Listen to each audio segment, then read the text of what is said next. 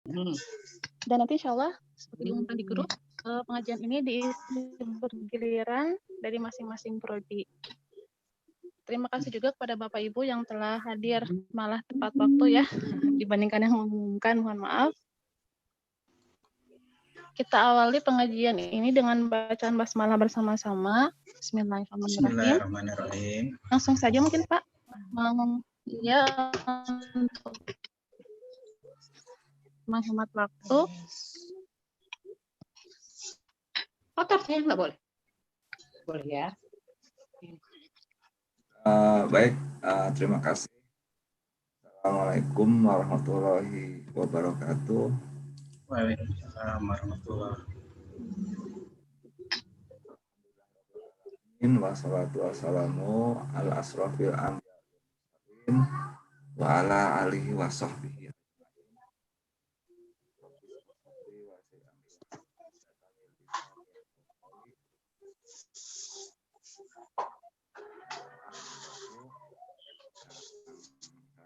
Pak Dekan dan teman-teman Bu Reni, Bu Lela 2, Bu Nia, Pak Sendi, Pak Laman, Bu Lela, Bu Winda dan semuanya yang hadir. Alhamdulillah ya, pada pagi ini atau siang di Indonesia kita bisa bersapa. Saya sudah sekian tahun ya nggak ngumpul bareng gini, paling ikut kemarin di Senat dan sebagainya, tidak secara formal biasanya tanpa video. Sekarang bisa sapa dengan Ibu dan Bapak. Dan alhamdulillah syukur sampai hari ini kita diberikan kesehatan. Ya, nikmat bisa melakukan majelis bersama-sama, sehingga mudah-mudahan Allah di masa pandemi ini masih terus memberikan kita keberkahan sehingga sampai pandemi ini berakhir. Ibu, Bapak yang saya hormati, mohon maaf nih saya ditodong Pak Dekan untuk bisa mengisi majelis ini. Gitu. Ya harapannya memang yang mengisi adalah orang-orang yang sudah fasih ya. Sudah ternyata ya memang nah giliran katanya ya, mudah-mudahan nanti juga Ibu dan Bapak dapat gilirannya yang ditugaskan oleh AIK dan Pak Dekan. Dan saya tidak bisa menyajikan satu hal yang baik gitu ya. Jadi saya kemarin juga menawar dengan Pak Dekan, ya paling sementara saya bisa sharing pengalaman sejauh mana ketika saya sampai hari ini, dan dari pertama kali sampai hari ini menginjakkan kaki di negara non-muslim, di negara yang notabene dulu sangat ya betul-betul informasinya itu kan ya ada yang menakutkan, ada juga yang bilang ya jalani saja gitu. Ada yang bilang ya di beberapa negara ketakutan adanya teror gitu ya. Termasuk yang sekarang sedang terjadi di Prancis ya. Gitu. Karena memang Prancis sejarahnya pun awal 1900 ya, tahun 1900-an itu memang sudah sekuler ternyata, bukan hanya muslim ya, tetapi gerejanya pun sudah dipisahkan, bahkan hak-hak gereja pun sudah dihapus itu di Prancis. Jadi wajar kalau sekarang non Muslim, apalagi yang notabene itu jumlahnya kecil ya, negara Prancis itu sangat dikucilkan atau sangat didiskriminasikan. Ini di Prancis ya, mungkin berbeda di Jerman. Ya ini juga ketakutan saya ketika saya masih di Indonesia sebelum saya berangkat ke sini. Itu saya masih komunikasi dengan istri saya, dan setiap komunikasi itu selalu yang saya sampaikan itu adalah kehati-hatian. Karena pada itu ada informasi pemilihan wali kota di sini, itu salah satu calonnya itu adalah dari partai atau dari orang yang memang betul-betul partai yang keras terhadap Islam lah gitu. Jadi ini yang ketika sebelum saya berangkat sangat ditakutkan gitu. Dan termasuk ketika lagi sedang berkomunikasi dengan istri bilang, wah ini dideketin sama orang hitam. Berkenalan dengan orang hitam, wah ini pikiran saya udah sangat takut sekali gitu ya, sangat takut ya, karena bayangkan di negara Eropa perempuan sendiri gitu. Dan cerita, wah ini saya dideketin, diliatin terus sama orang. Saya bilang langsung buru-buru pulang naik bus gitu ya, dan ya alhamdulillah tidak terjadi apa. Nah ternyata ya itulah pola pikir kita ya, jadi pandangan kita ketika, atau ya alam sadar kita ketika kita sebelumnya banyak mendengar hal-hal yang negatif ya, walaupun juga yang positif, termasuk perkembangan Islam di Eropa gitu kan. Tapi ya tetap saja gitu, yang namanya kalau belum dibuktikan ya mungkin perasaannya masih wasar. Termasuk ketika mau beranjak ke sini pun itu persiapan udah apa nih harus di ini kan. Dan ya alhamdulillah gitu, sampai hari haknya ketika saya datang ke sini ya tidak terjadi apa-apa sampai dengan di bandara Swiss ya, karena memang kota Konstanz ini dekat dengan Swiss. Nah, nanti kita lihat petanya. Dan ya cerita bahwa ketakutan saya itu ya memang terbukti dengan pandangan yang berbeda ketika saya baru datang nyampe di kota Konstanz, di stasiun sambil nunggu temannya Bu Pelita yang menjemput Bandung, karena pada itu kan kunci rumahnya dititipkan pada temannya yang sudah di Konstanz. Dan ketika nunggu itu ya ini satu hal ketakutan ternyata betul-betul diperlihatkan gitu sama Allah gitu. Jadi ketika nunggu di satu toko roti, meski itu keluar, karena itu saya bawaan dengan anak-anak tuh kan bawa tas yang besar gitu ya. Dan pada itu pas musim dingin ya, masuk bulan Desember, ya akhir November, sama waktunya seperti sekarang, akhir November, kita sudah masuk musim dingin. Itu diperhatikan sama satu orang ibu-ibu yang sudah tua, itu ngeliatin. Mungkin anak-anak saya kecil bawaannya banyak, terus saya pakai kerudung Yudi, itu begitu saya jalan selalu diputar ikut, nggak tahu curiga saya bawa koper punya orang lain.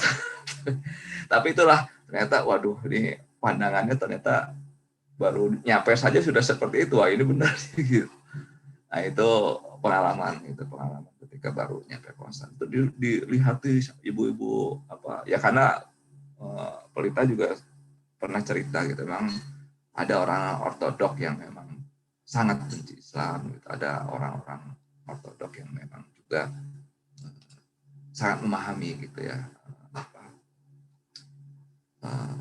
rasa sosialnya tinggi. Ternyata ya saya bertemu dengan ibu yang ya saya nggak pernah perhatikan, cuman begitu milik masih juga ngeliatin, sampai dengan ketika sampai naik mobil tuh dilihat terus gitu.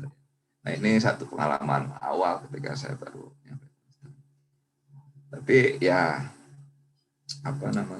pandangan itu berubah sebetulnya ketika ya saya sudah menjalani gitu kehidupan di sini, termasuk ketika saya juga berinteraksi dengan teman-teman di masjid ya, dengan teman-teman di apa, temannya pelita dan sebagainya. Itu luar biasa. Adalah pandangan yang saya takutkan sebelum berangkat dan setelah di sini gitu, interaksi itu hilang, ya, hilang. Yang ada itu adalah perbedaannya bahwa di kota Konstan itu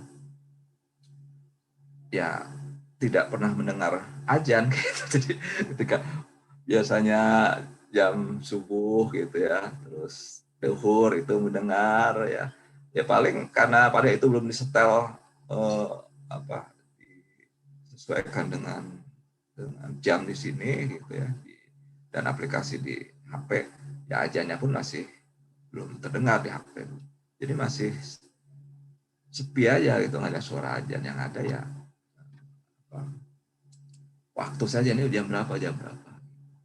Nah itu satu hal yang mungkin awal yang membedakan gitu di kota Konstan dengan di Indonesia. Jadi memang pengalaman pertama itu memang luar biasa lah. Dan nah ini apa sebelum lanjut ya mungkin apa saya pengen coba. Nah ini ada share screen-nya ada ya, sudah ada ya. Assalamualaikum Pak Rijal. Share screen-nya terlihat. Oh iya. Nah ini Terlihat, mungkin Pak. kalau Ada, Pak, salah tapi satu belum berubah. belum berubah ya.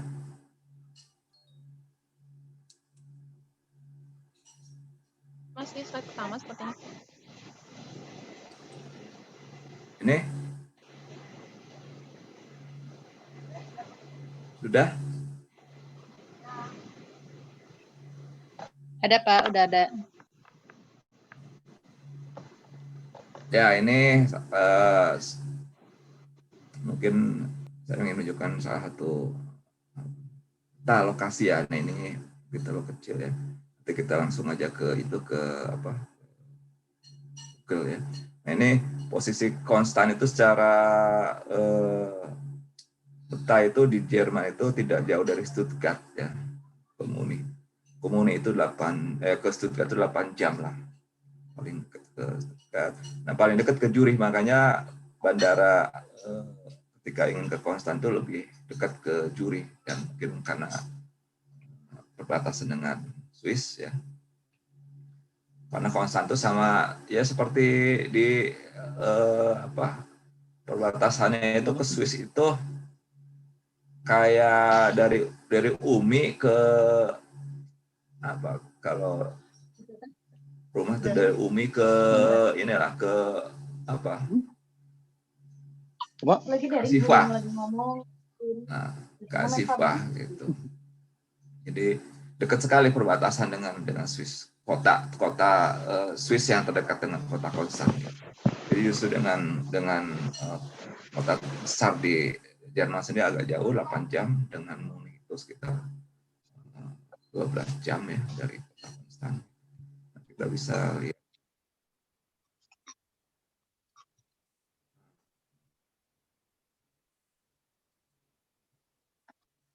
Gimana?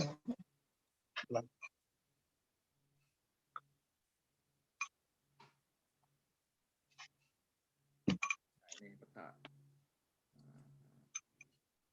Tadi kerupuk, Pak. Ini kota kelihatan ya.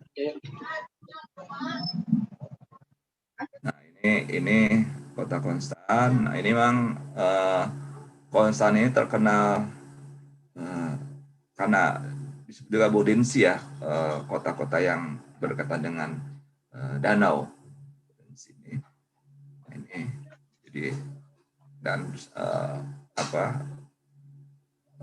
danau ini memang dimiliki oleh 3 negara, Jerman, Swiss, dan satu lagi kalau tidak salah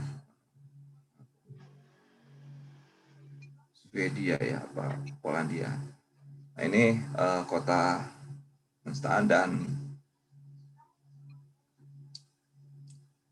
Nah ini lokasi rumah Petrolser.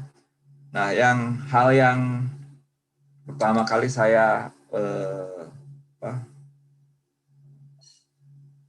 datang ke Konstan itu ingin melihat seperti apa sih masjidnya gitu ya. Nah ini Masjid Konstan. Nah ini tidak jauh dari rumah ya. Jadi kalau masjid itu dari rumah itu sekitar 1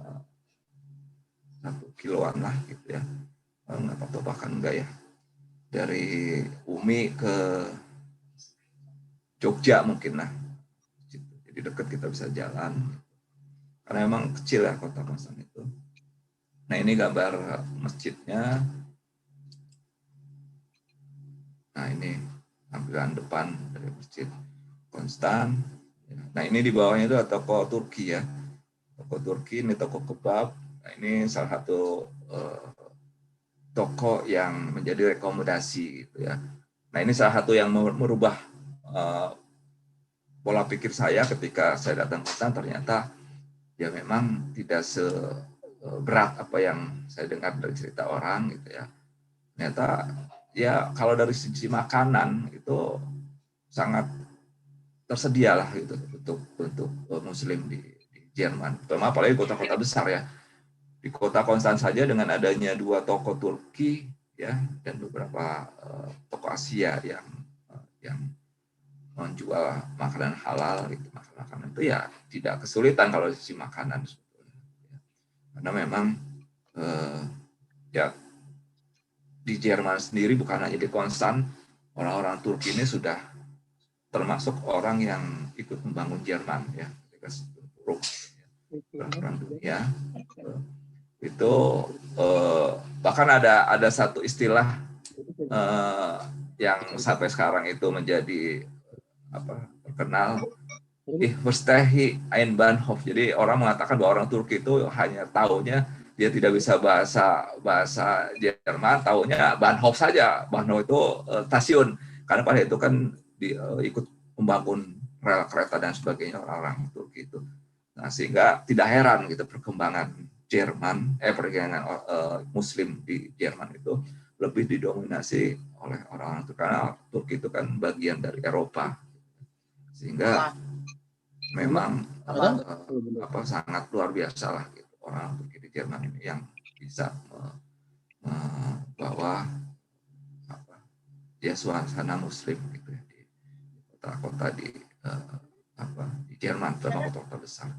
Ini yang sebetulnya merubah lagi paradigma pikiran saya ketika sudah datang di sini berkenalan dengan teman-teman di Konstan gitu, dengan orang-orang lain negara. Gitu.